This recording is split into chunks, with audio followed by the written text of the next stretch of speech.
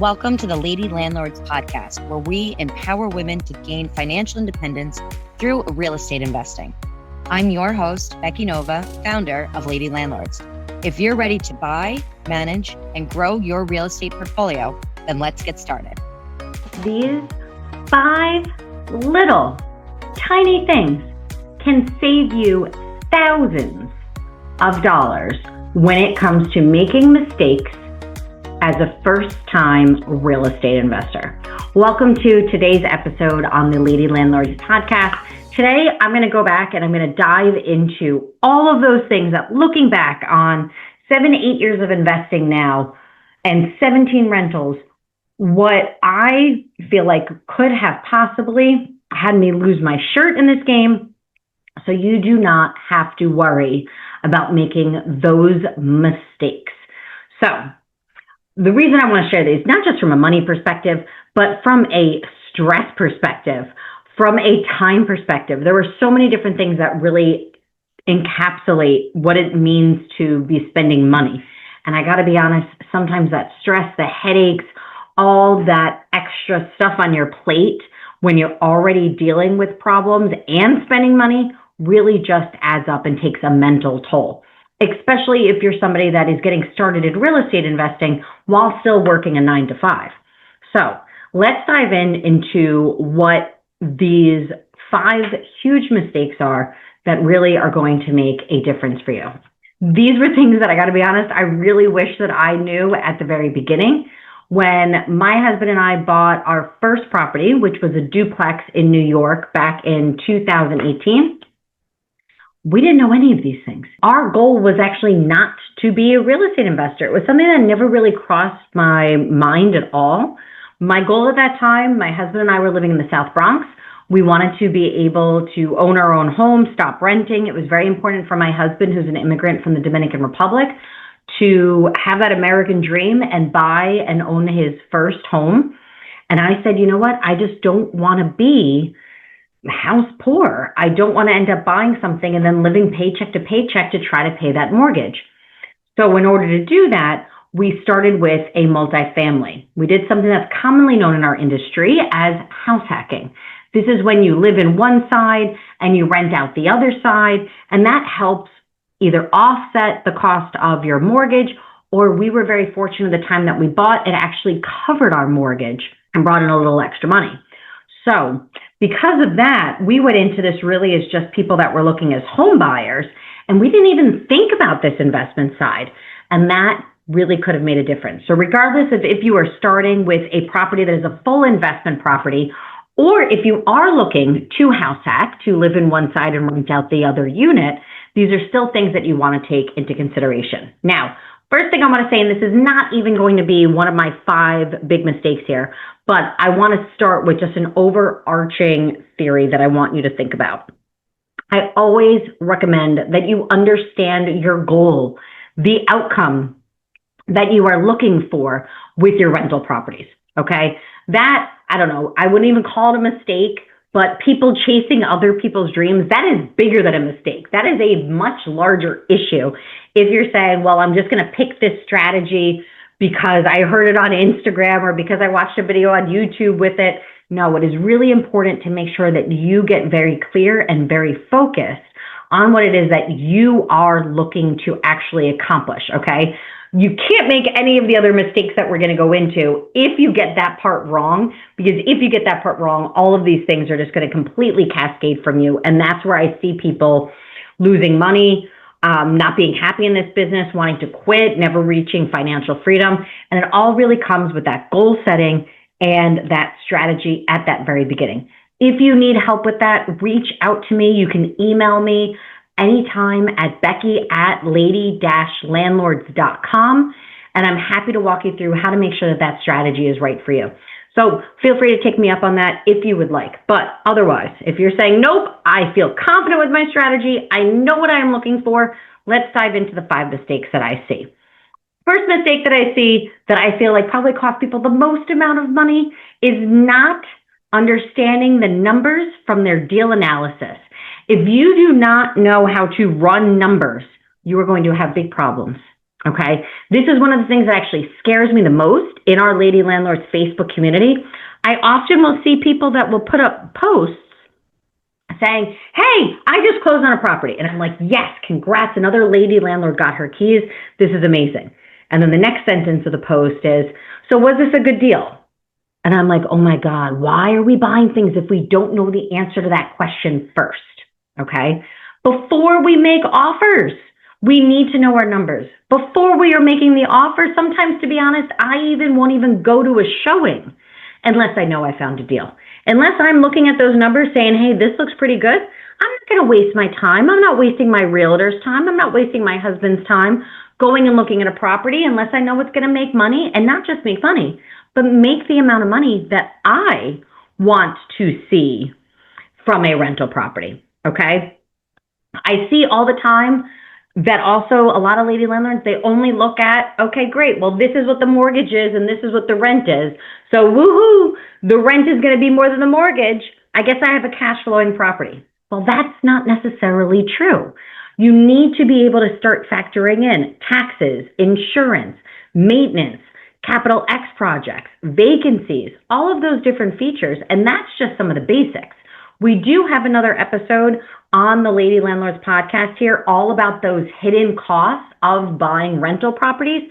So if you've not heard that episode, I will link it down in the show notes, but please make sure to go back and take a listen to that. So that way you have all of the numbers that you need to make sure that you know your numbers before even seeing a property, before putting in an offer, and especially before buying a property. And this is, if you were just getting started and you were looking to be one of those house hackers, this is going to be incredibly different because your numbers are going to look very different when you are living in the property versus when you are moving out and it is a actual just rental property, when now you're renting all of those units and you are not living there. That's one, I guess, I'm not going to call this the sixth mistake we're going to talk about today, but I'll just give you that little extra bonus mistake that often I see women that are saying, well, I'm house hacking and planning on buying a duplex or a multifamily, but nothing is cash flowing. And when I ask them if they plan on living in the property, they say, well, yeah, and I'm going to put down the tiniest little amount possible and I'm going to live there, but nothing's cash flowing. Well, yeah, because you're taking up one of those units, right? Is there a possibility to still find that like I was able to back in 2018? Yes. Is it a bit more difficult right now because of what our economic situation looks like? Also, yes. So doing the numbers and running a deal analysis on a property you're going to be living in versus a property you're not going to be living in are completely different. And also, little extra added bonus here, if you are going to be house hacking, you should be running the numbers for both case scenarios, okay? If you do need help with running the numbers and you're not quite sure even what I mean by that, once again, we do have another podcast episode about that, but I'm happy to send you my deal calculator all about that. So put the words deal calculator down in the comments for the show, and I will make sure to send you over that free document there. So that way you can make sure that you're really learning your numbers. That's something that really takes practice. I remember when I first started investing and wanted to get really, really good on analyzing deals, I would set a timer. And it was actually during my lunch break when I was still working in cancer research.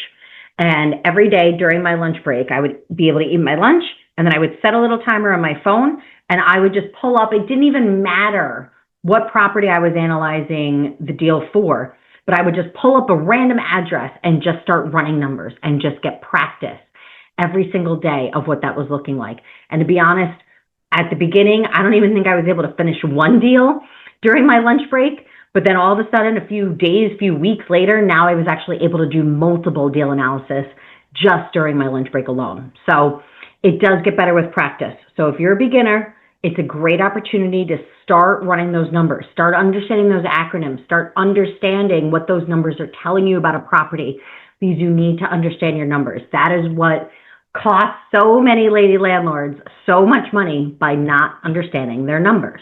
Now, mistake number 2 that I see here is all about purchasing a rental property in the wrong market. I often see, and there tends to be a big conversation about where is just a really cheap place to be able to buy. People always get really excited. Oh, I can buy a rental property there for under $100,000 or under $50,000. listen, I get that. And if that's what your budget is, I would prefer to see you buying in that market than not buying anything at all. But all because the property is cheap doesn't tell you anything about what the rent demand is, what the comps are, what the growth potential is, what your appreciation is going to be, if you can actually make any money there. I remember when I was listening to another podcast when my husband and I first started investing, and they were talking about how like the average you should expect to make with the rental property is about $50 to $100 per door. And I was floored by that. I'm like, I'm sorry. I live in New York. All the places around me right outside New York City, I mean, you weren't buying anything for less than $500,000.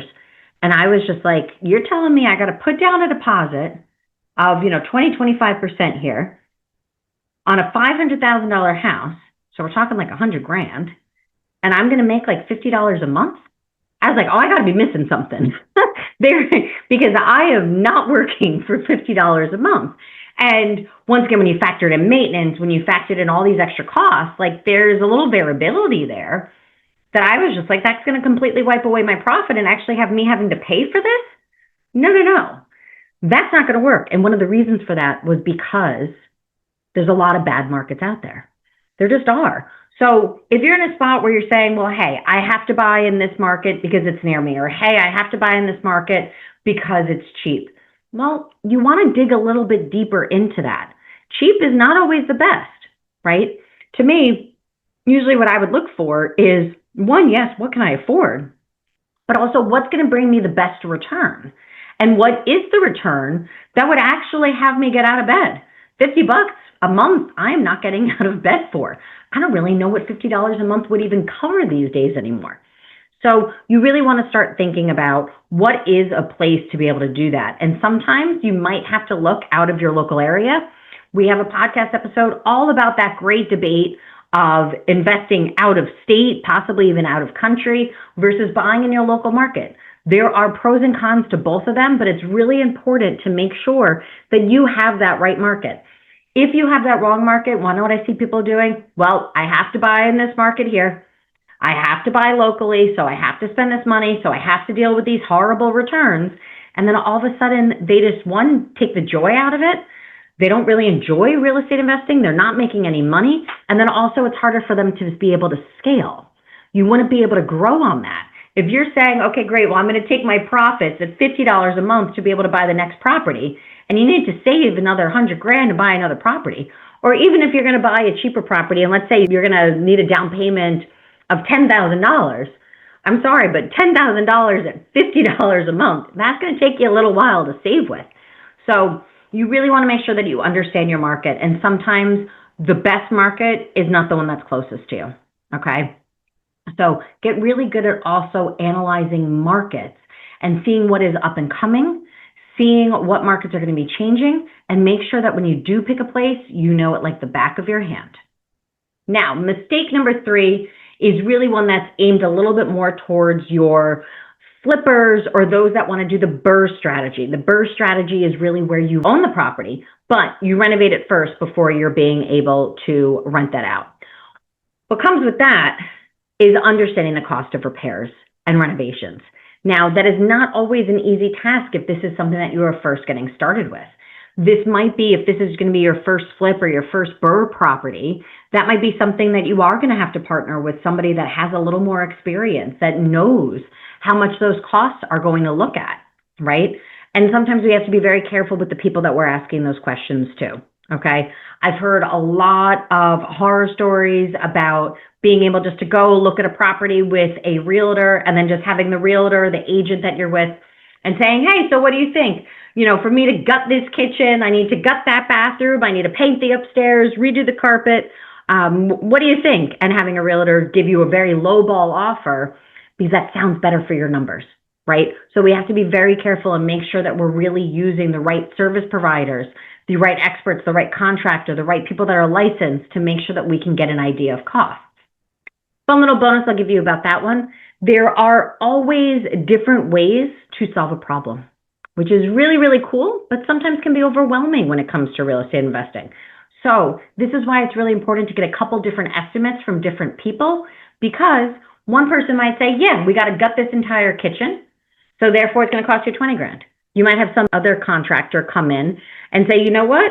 Hey, to fit really with your market, to do some of these renovations, here's how we can keep some costs down. Yeah, we got to replace this, and yes, we have to renovate this, but you know what? We might be able to still keep another piece to it. So it's a conversation to have, and make sure that you understand what those numbers look like, and don't take anybody's word for it, and make sure that you're getting actual estimates, actual invoices by the licensed professional to be able to do this.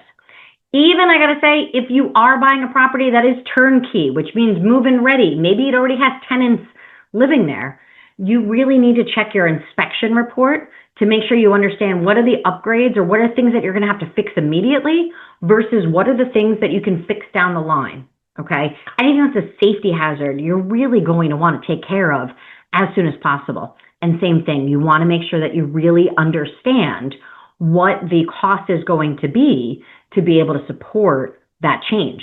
This is something that you should be having that conversation with your inspector, but the cost, the price, really is something that you need from that licensed service provider. You need somebody that specifically would solve that problem, an electrician, a plumber, a roofer, to really be able to give you those accurate numbers.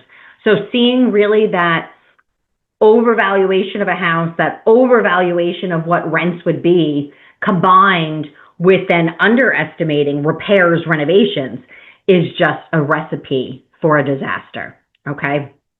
Now, number 4 mistake that I see is changing a little bit over. This comes to now when you're owning the property, and that is failing to screen tenants. Now, if you are in our Lady Landlords Facebook community, you will know that almost all of the posts are talking about situations that deal with tenants. And a lot of them, I'm sorry to say, come back to the idea that the wrong tenants were placed in that property, okay?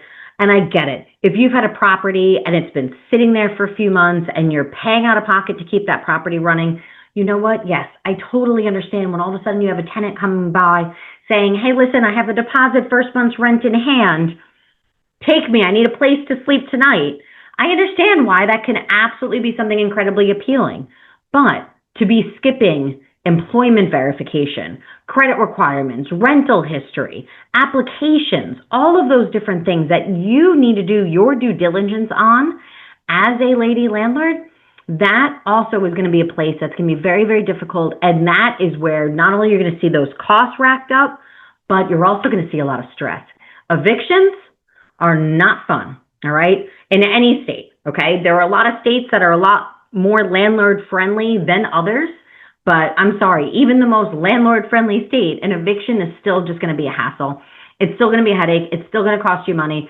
It's still going to cost you that grief. And then if you're in more of a tenant friendly state, like I am, where most of my investments are in the state of New York, well, once again, now we're talking about that stress and those costs for months on months on months, okay? So really making sure that you understand what your state rules are, what your state laws are, what fair housing guidelines are, what can you actually do, what can you ask, how do you do an application process, how do you screen tenants properly, is going to be incredibly important to be able to learn. This is where, when you start having those late payments, those evictions, all of those things, because you picked the wrong tenant, this is probably the biggest place where landlords want to quit. And it's because it's not just a quick fix, but sometimes it could really drag on, like I said, for months and months and months, sometimes even some years, depending on what your state is and your process. And once again, there's money being lost every single month. And you also now tack on some legal fees. It's really going to add up. So remember to always stick with your written criteria of who you're renting to, and never, ever, ever skip that application process. Last mistake is trying to do it all alone. And I'm really happy that you're here already listening to the Lady Landlords podcast, because if you are here, you're not alone. We have almost 60,000 women in our community. We do events every single month. We get together. We talk about these different situations. We have training. We have so many different resources to help you, but we have another, 59,999 women that have your back. So make sure that you're in that Lady Landlords Facebook community. Make sure you're using it. You're letting us know what's going on. I totally get it. I love where a lot of women come into Lady Landlords because real estate investing is their thing. This is something that they want to learn. They want to grow. This is a business that they want to be able to start. But remember that you're going to need people around you in anything you do in life. Yes. Do you need your realtor, your wholesaler, your lender, your CPA, whatever it may be, your attorney? Yeah, you're going to need those practical things. Yes. And a different variety depending on however you're choosing to invest. But want to know what else is really nice? Another female investor that said, yeah, I've been there. I know what it's like to go through that eviction in this state. Yep, I know how horrible it is to have to deal with a contractor that didn't do their job properly. So really start to make those connections. Come to the Lady Landlords networking events. Be able to start plugging into those things and getting to know, because the more knowledge you have about how this business works, the better chance you're going to have to really mitigate some of these mistakes that we're talking about today, some of the risks that other people take, and you're going to be able to have a much more enjoyable, smoother sailing process yourself as you grow your portfolio. And when you enjoy things and when you have a community around you, I'm telling you, it's going to make it so much easier, because it's really that knowledge that leads to confidence, which allows you to then be able to take action. Okay, so those are my 5 top mistakes, and I threw in a couple little bonus ones for you. So I'm really happy to have pointed those out, because those were things that, once again, I just wish that I knew. I didn't have those things at that beginning. I'll be honest, when I first bought that property back in 2018, I remember my lender at the time did go through some numbers. It was really great. It was really helpful. But thinking about it now, talking about all that I know and all those other hidden costs that nobody ever mentions, those were things that were completely left out of some of those conversations with my lender at the beginning. I'm happy that I was able to find the right lender for me and move on in that process and get that education that I needed. But it would have been a lot easier if I'd known some of these things up front. So I'm happy to be here to be able to share those items with you to make sure you don't make the same mistakes that I made or that I've seen thousands of other lady landlords make. If you need a little more support, like I said, feel free to reach out to me at becky@lady-landlords.com. Let me know what you need. Let me know how I can help. I'm always here to be able to support you. So thank you very much for listening to today's episode. Please do make sure to hit that subscribe button so you do not miss the next episode of the Lady Landlords podcast. We release new episodes every single Tuesday. Thanks so much for being here, and I'll see you back in the Lady Landlords Facebook community. Thank you for listening to the Lady Landlords podcast. If you're feeling stuck in your real estate investing journey, visit lady-landlords.com to book a 15-minute orientation call with me and see if you're ready to join our mentorship program. Or you can subscribe to our newsletter and join our Facebook group for exclusive real estate investing tips and offers. Invest with confidence. Become a Lady Landlord today.